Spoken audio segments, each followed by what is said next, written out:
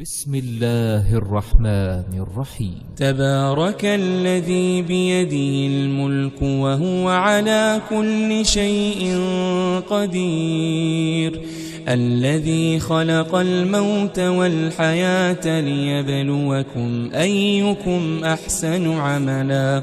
وهو العزيز الغفور، الذي خلق 7 سماوات طباقا ما ترى في خلق الرحمن من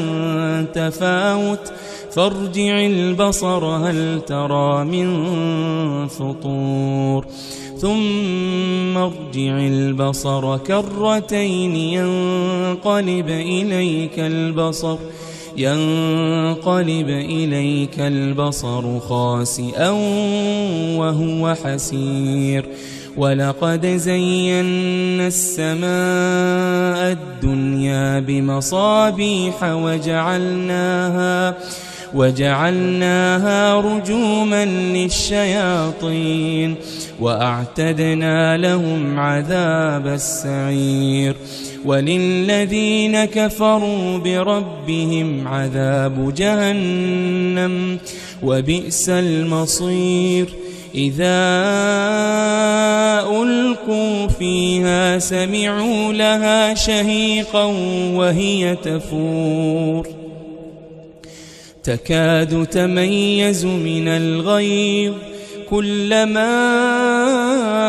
ألقي فيها فوج سألهم خزنتها ألم يأتكم نذير، قالوا بلى قد جاءنا نذير فكذبنا وقلنا ما نزل الله من شيء إن أنتم إلا في ضلال كبير، وقالوا لو كنا نسمع أو نعقل